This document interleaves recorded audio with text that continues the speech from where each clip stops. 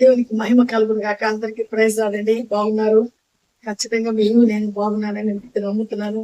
త్రియేక దేవుని నామంలో మీ అందరికీ నా హృదయపూర్వక వందనాలు తెలియజేస్తున్నాను. చూడండి, దేవునితో నడుస్తున్నట్టు మనము మన జర్నీ ఎలా ఉంది అని మన కామెంట్ రూపంలో మనం చెప్పుకోవాల్సిన అవసరం ఎంతైనా ఉంది. ఎందుకంటే ప్రభు అయిన యేసుక్రీస్తు అంటారు, మీరు నాకు సాక్షులే ఈ లోకంలో ఉండాలంటారు. సాక్ష్యం అంటే ఆయన మన జీవితంలోకి వచ్చిన తర్వాత మనం పెరిగిన మేళ్ళు, మనము ఎలా జీవించే వాళ్ళము, ఇప్పుడు ఎలా జీవిస్తున్నాము, ఇవన్నీ మనము తలపోసుకుంటూ దేవునికి మహిమార్థకరంగా జీవించాలా అనేది దేవుని యొక్క ఉద్దేశం అయింది. కాబట్టి దేవునికి ఇష్టలుగా మనం బ్రతికే దాని కొరకు దేవుడు మనల్ని ఎంతగానో ప్రేమిస్తున్నాడు. దేవుని యొక్క ప్రేమ ఎలా ఉంది అనేది ప్రభు యేసుక్రీస్తు లోకంలో ఉండేటప్పుడు అనేక పర్యాయములు, అనేక ఉపమానాల ద్వారా ఆయన మనకు పోల్చి చెప్పినటువంటి ఉపమానాలు ఎన్నో ఉన్నాయి. ఇలా ఎన్నో ఉండేటువంటి విషయాల్లో మనం చూస్తే లూకాసు వార్త 11వ అధ్యాయము 11, 12, 13 వచనాల్లో కొన్ని ప్రశస్తమైన మాటలు ఉంటాయి. అంటే తండ్రి బిడ్డకు ఉండేటువంటి అనుబంధం ఎలాంటిదో, పరలోకమందున్న దేవునికి మనకు ఎలాంటి అనుబంధం ఉంది అనేది ఆయన మనతో మాట్లాడతారు. శారీరకమైన తండ్రి, ఆత్మీయమైనటువంటి తండ్రి, అంటే కంటికి కనిపించినటువంటి తండ్రి, సమస్తాన్ని కలగజేసేటువంటి తండ్రి ఇక్కడ మన సంరక్షకుడుగా, మన యొక్క మంచి చెడులు చూసేదాని కొరకు బాహ్యంగా మనకు ఒక తండ్రిని దేవుడు ఈ లోకంలో మనకు అనుగ్రహించున్నాడు. అయితే ఆ తండ్రి చెడ్డవాడై ఉంటాడు. తండ్రి చాలా చెడ్డ పనులు చేస్తుంటాడు. అయినప్పటికీ కూడా తన పిల్లలంటే తనకు ప్రేమ. నేను చెడ్డ పనులు చేస్తున్నాను కదా, కొంతమంది తండ్రులు పిల్లల్ని స్మగ్లింగ్ చేస్తుంటారు, వేరే పిల్లల్ని తీసుకెళ్లిపోతుంటారు, మరలా ఆ పిల్లల్ని చంపేస్తారు. కానీ వాళ్ళ సొంత పిల్లలు అలా చేయరు. వాళ్ళు బయట వాళ్ళ మీద అంత కక్ష కట్టి, అంత కఠినమైన హృదయాన్ని కలిగి ఉన్నప్పటికీ కూడా తమ పిల్లల పట్ల ఎంతో ప్రేమను వాళ్ళు కలిగి ఉంటారు. అంటే చెడ్డ తల్లిదండ్రులు ఒక్కొక్కసారి వచ్చి నాన్న దగ్గరకు వచ్చి, కుమారుడు నాన్న నాకు వచ్చి ఆ యొక్క చేప కూర కావాలా, ఆ చేప నాకు కావాలంటే చేప ఇస్తాను రా అని చెప్పి చేపకు బదులు పాముని ఇవ్వడు కదా. పాముని ఇస్తాడా? పాము ఇస్తే పాము ఏం చేస్తాడంటే బిడ్డకు కాటేస్తుంది. కాబట్టి ఆ తండ్రికి ఆ సంగతి తెలుసు కాబట్టి చేపని అడిగితే చేపనే ఇస్తాడు, కానివ్వండి పాముని ఇవ్వడు.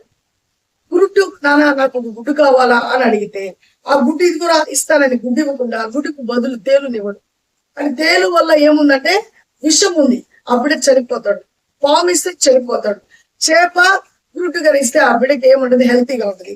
ఆ సంగతి తండ్రికి తెలుసు. చెడ్డవాడైన తండ్రికి ఆ జ్ఞానం ఉంది. ఏమని, నా పిల్లలకు నేను మంచిదే ఇవ్వాలి కానీ ఏమాత్రం చెడ్డది నేను ఇవ్వకూడదు అని అనుకుంటున్నాడు. చెడ్డ తండ్రికే అంత ప్రేమ తన బిడ్డ మీద ఉండగా, పరలోకమందున్న తండ్రి మన పట్ల ఎంతో ప్రేమ కలిగిన వాడు, యథార్థత కలిగిన వాడు, ఆయన మంచి తండ్రి. కాబట్టి మనం అడిగితే ఏది అడిగినా సరే ఆయన ఇచ్చేదానికైనా సిద్ధంగా ఉంటున్నాడు. మనం కన్నా అడిగితే పరలోకం నుంచి పరిశుద్ధాత్మను నాకు ఇవ్వయా అంటే, పరిశుద్ధాత్మ వల్ల మనం ఏమవుతామంటే రైట్ వేలో నడుస్తాం. ఆ పరిశుద్ధాత్మ దేవుడు మనకి ఇస్తాడు. అంటే ఒక వరం అది. ఆ పరిశుద్ధాత్మ మనం కలిగి ఉండటము అంటే ఆ ఆత్మ ద్వారా మన యొక్క డైరెక్షన్ ఎలా ఉంటుందంటే మంచి నడిపింపులోనికి వస్తుంది.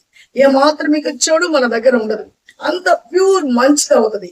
కాబట్టి ఆ పరిశుద్ధాత్మని మనం పొందుకోవాలంటే మంచి తండ్రి అయినటువంటి దేవుని మీద మనం ఏం కలిగి ఉండాలా, ఆ యొక్క మక్కువను కలిగి ఉండాలా, ఆసక్తిగా ప్రార్థించాలా, ఆయననే వెతకాలా, ఆయనతోనే ఫ్రెండ్షిప్ చేయాలి. మనం సమయమందును అసమయమందును ఆయన మీదే మనం ఆధారపడాలా.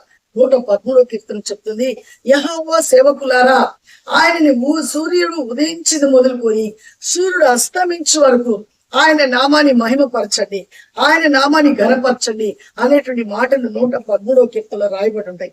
అంటే దేవుని యొక్క నామము శ్రేష్టమైంది. మనం ఉత్సవించాల్సింది ఆయన మాటే. ఉదయం మొదలుకొని రాత్రి మనం నిద్రపోయే వరకు, సూర్యుడు ఉదయించింది మొదలుకొని సూర్యుడు అస్తమించే వరకు, అంటే మనం ఇన్ని పనులు చేసుకున్నప్పటికీ కూడా మనం దేవునితో కనెక్ట్ అయి ఉండాలని మనకు ఆ యొక్క 113వ కీర్తన సూచిస్తుంది. కాబట్టి మనము దేవుని మీద మనం ఆధారపడినప్పుడు మంచి ఈవులు ఇస్తాడు. పరలోకమందున తండ్రి మనకేమిస్తాడంట, మంచి ఈవులు ఇస్తాడు. ఈ లోక సంబంధమైనటువంటి తండ్రి చెడ్డవాడు అయ్యుంటి కూడా తన పిల్లలకు మంచి ఈవులు ఇవ్వాలని ఆశపడినట్లు మన పరలోకమందు తండ్రి అయితే ప్యూర్, ఏ చెడ్డ లేదా ఆయన. ఇంకా ఆయన మనకు ఎంతో శ్రేష్టమైనటువంటి ఆ పరిశుద్ధాత్మని అనుగ్రహించడకు ఆయన శక్తి కలిగిన వాడు. అంటే మనం అడుగుటంలో లోపం ఉంది, మనం ఆయన నమ్మటంలో లోపం ఉంది, ఆయన ఎందు విశ్వాసం ఉంచటంలో లోపం ఉంది. ఈ లోపాలన్నీ సరి చేసుకుని సంపూర్ణమైన మనసుతో ఆయన మీద మనం ఆధారపడి యథార్థమైన జీవితం జీవిస్తూ ఆయన కృపకు మన పాత్రమైతే ఖచ్చితంగా అడిగిన ప్రతి ఒక్కరికి ఆయన పరిశుద్ధాత్మ ఇచ్చుటగా ఆయన సిద్ధ మనస్సు కలిగి ఉన్నాడు.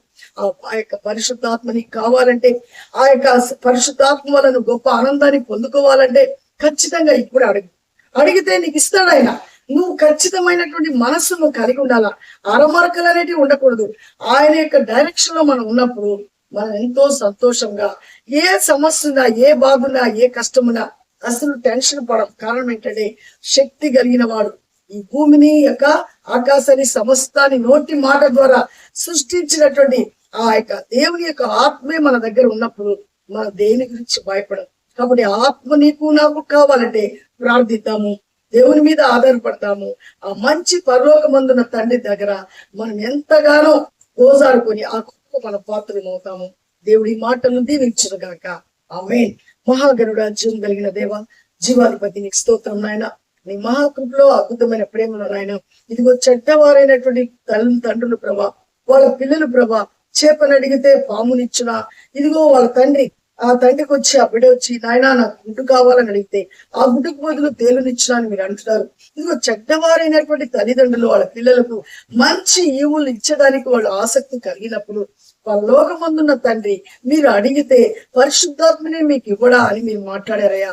అవునయ్యా, మేము అడుగుటలో లోపం ఉంది, మాలో ఎక్కడ అరమరకలు ఉన్నాయో అవన్నీ మీరు తీసివేస్తాడయ్యా. ప్రతి ఒక్కరు ఆసక్తి కలిగి ఎవరైతే పరిశుద్ధాత్మను కావాలని అడుగుతున్నారో ప్రతి బిడ్డ మీద మీ కృపను కుమ్మరించి ప్రతి ఒక్కరు పొందుకునే విధంగా వాళ్ళ జీవిత శైలి మారుటకు, నీ మీద ఆధారపడుటకు, నీ ఎందు ఆనందించుటకు కృపను అనుగ్రహించి ఆశీర్వదించమని ఇదే కాలం ప్రతి మాల్పుంటున్నామయ్యా. ఎదుగు నాయన వీడియో చూస్తున్న బిడ్డలకు జ్ఞాపకం చేసుకుని ఏ కుటుంబంలో ఏ కొరత ఉందో, ఏ బాధ ఉందో, ఏ ఇబ్బంది ఉందో, ఏ విధమైనటువంటి నాయన ప్రతికూల పరిస్థితులు ఉన్నాయో వాటి అన్నిటిని యేసు నామములో నేను బంధిస్తున్నానయ్యా. ఇప్పుడే వాళ్ళ కుటుంబంలో గొప్ప సమాధానము, గొప్ప అనుకూల పరిస్థితులు నీకు మహిమ మీద వచ్చే విధంగా ఉండేందుకు కృపను అనుగ్రహించి ఆశీర్వదించమని మరలా మీ చిత్తమైతేయా మేమందరము కలిసి పర్యంతరము మీ కృపాక్షేమములు మాతో ఉంచమని, మాకు ఇచ్చిన ఆయుష్ను బట్టి ఈ ఆయుష్కాలం ఎక్కడా వ్యర్థపరచకుండా నీతో నడిచేటువంటి గొప్ప ప్రయాణం మాకు అనుగ్రహించి ఆశీర్వదించమని యేసయ్య పరిశుద్ధ నామములో అడిగి ప్రతిమాలు వేడుకుంటున్నాను పరమ తండ్రి. ఆమేన్. అందరికి ప్రైజ్ లాడండి. దేవుడు మనకు తోడైపోతుంది కాక. ఖచ్చితంగా మన పరలోకమందున తండ్రికి మనం అడుగుదాం, పరిశుద్ధాత్మ నిమ్మని అడుగుదాము. ఆయన ఖచ్చితంగా అడిగితే ఇస్తానంటున్నాడు. మనం అది పొందుకునే దాని కొరకు అనుదినం ఆయన గడప వద్ద కూర్చుని బ్రతిమాలుకున్నాము. ఖచ్చితంగా మన సమస్యకు పరిష్కారం ఆయన మీద ఆధారపడతాము. షేర్ చేయండి, లైక్ చేయండి, సబ్స్క్రైబ్ చేయండి, మన ఛానల్ అనేకులకు తెలియచేయండి. దేవుని రాజ్యం కట్టడకు అందరూ పురుగొల్పబడదాం. దేవుని యొక్క కృప మనకు తోడుగా ఉంటుంది కాక. ఆమేన్. షలోమ్.